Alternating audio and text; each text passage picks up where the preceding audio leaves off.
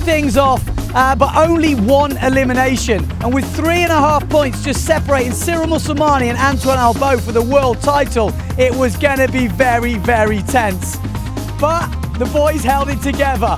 They both made the final. It was touch and go all the way through, but they both ended up in the final. So for Cyril to win that world title, he needed to get a first, but he needed Antoine Albo to be 4 places back. So Antoine needed to finish 5th or worse. If Cyril was second, he would be 6th.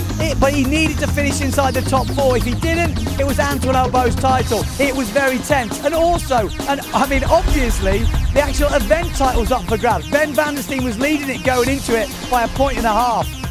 So how did it pan out? Well, coming down the first street, I tell you what, Cyril Mousselmani was going for it. And he actually rounded the first mark ahead of Antoine Albo. Ben van der Steen was flying at the front though. Albo looked a little bit deep, but just had an amazing jibe and came through the pack, ended up into 2nd place after the first mark rally. Ben van der Steen ran away with it, and he got his first victory on tour.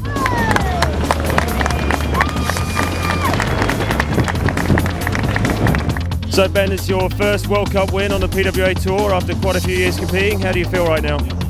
Super happy. I can't, no words for it at the moment. It's been a tough week, but you've had some pretty consistent results.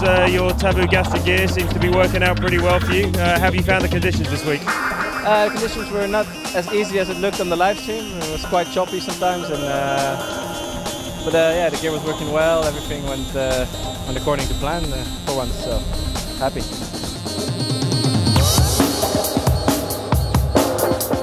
So then all eyes was on the other guys, Antoine Albo and Cyril Mousselmani. Who was going to get that world title? Well, to be honest, after a little mistake at mark number 2, Cyril Mousselmani just jarred on his jibe, and that opened the door really for Antoine Albo to get a clean run of it. And it was only Antoine Albo to clinch his 22nd world title in all disciplines. Amazing stuff from the big Frenchman. He's a 22 times world champion. I mean, that's got to feel pretty good. A really tight fight with Cyril though. How were you feeling today? You know, today was like at the beginning, the same that at the beginning of the week. It was super tight. I had like a little bit more than 3.5 points, better than Cyril, and so he had the only option that to win the final and me finish out of the top 3. So I think he pushed a little bit, but I was also a little bit pushing. I was hoping this morning that he didn't qualify for the final, of course, but he managed to do it, to go to the final, and me too. So we meet in this start of the last. I mean, it was great. Final of the event, you know, and it was. But it was okay, you know. It was good. How you say? Good.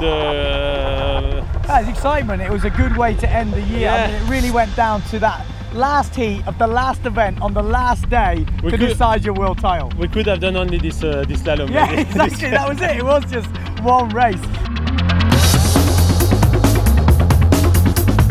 Second for the actual event was Antoine Albo, Cyril Mousselmani in 3rd. In the overalls, that's what it was. Antoine Albo, Cyril Mousselmani and Pierre Mortefon. We haven't spoken much about Mortefon this week, but he was guaranteed of that 3rd place the whole time. Tati Franz had a good day. I think Tosselli came up the rankings, Julian Kentel as well. So lots of movers and shakers today.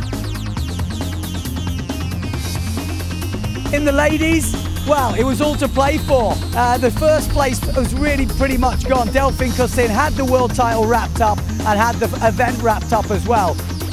Delphine, congratulations. We just have a quick word, your reaction to winning the event and the world title.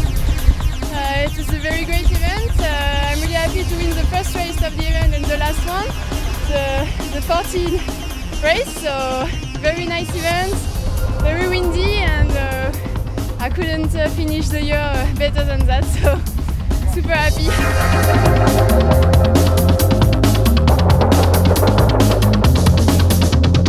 So the event results, Delphine Cossin, Lena Erdl, and then Sarah Keita in 3rd.